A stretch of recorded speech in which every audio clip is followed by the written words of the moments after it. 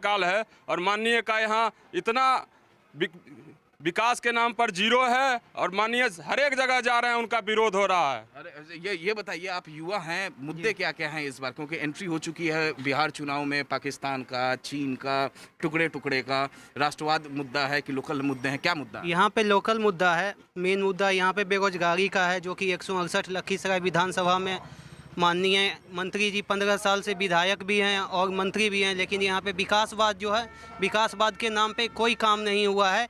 इस बार हम लोग युवा को समर्थन देने जा रहे हैं और सुजीत कुमार जी को। ये बताइए मुद्दा क्या है?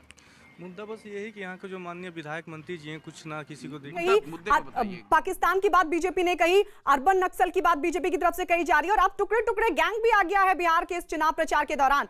तो वोट किसके नाम पर होगा? क्या देश के नाम पर होगा? स्थानीय मुद्दे हावी रहेंगे? इस पर हम लगातार अपने सहयोगियों से बातचीत करते रहेंगे, जानने की कोशिश करते रहेंगे। लेकिन इस बीच अपने दर्शकों को यह भी बताते चले कि बिहार में बीजेपी के लिए ताबड़तोड़ रैलियां कर रहे यूपी के मुख्यमंत्री योगी आदित्यनाथ ने भी सीपीआई के साथ गठबंधन करने के लिए आरजेडी और कांग्रेस पर बोला बड़ा हमला। बिहार के पालीगंज में हुई चुनावी रैली में उन्होंने टुकड़े टुकड़े के नारे लगाने वालों को चुनाव में सबक सिखाने की अपील की। उन्होंने आरजेडी पर नक्सलवाद को बढ़ावा देने का भी आरोप लगा दिया।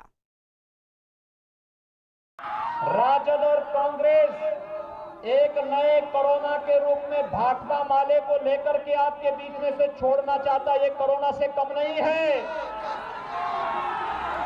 जो लोग भारत के टुकड़े टुकड़े करने की मंशा के साथ भारत के उच्च संस्थानों में नारेबाजी कर रहे हो, कांग्रेस और राजद का उन्हें समर्थन मिलना इससे बड़ा दुर्भाग्य भारत के राजनीतिक क्षेत्र में दूसरा नहीं हो सकता है।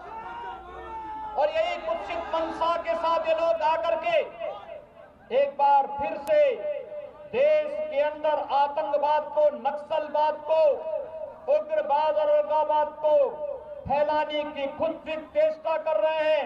इस षड्यंत्र को हमें कतई सफल नहीं होने देना है।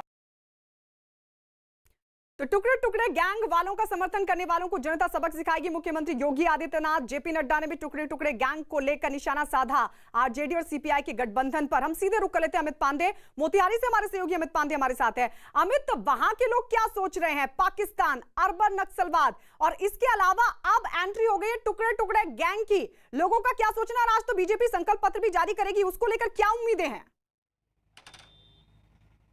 देखिए, कल बीजेपी राष्ट्रीय अध्यक्ष जेपी नड्डा ने इस क्षेत्र में अहम जनसभा की थी और वहां पर साफ तौर पर ये किया था कि जो राष्ट्रवाद का मुद्दा है ये चरम पर है और इसके अलावा प्रधानमंत्री मोदी की नीतियां हैं जिसके आधार पर वो जनता के बीच जाएंगे वोट मांगने।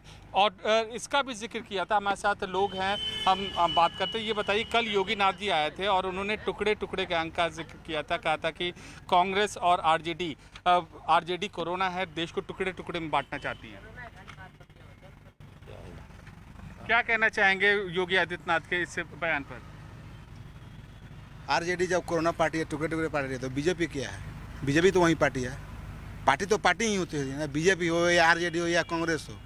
हम किसी और पे मुद्दा लगाएं कि आरजेडी कोरोना पार्टी है, कांग्रेस पार्टी कोरोना पार्टी है, तो बीजेपी क्या है? बीजेपी तो खुद ही कोरोना पार्टी है। देखिए, यहाँ पर और लोग भी हैं, हम उनसे बात करते हैं। आप क्या कहना चाहेंगे अगर योगी आदित्यनाथ जी ये कहते हैं कि टुकड़े टुकड़े गैंग है और देश को बांटना चाहते हैं, तो किस नज़रिए से आप देखना चाहेंगे? बोलिए। चलिए ठीक है अमित, आएंगे आपके पास। तो टुकड़े टुकड़े की मंशा रखने वालों को आरजेडी का समर्थन और उस पे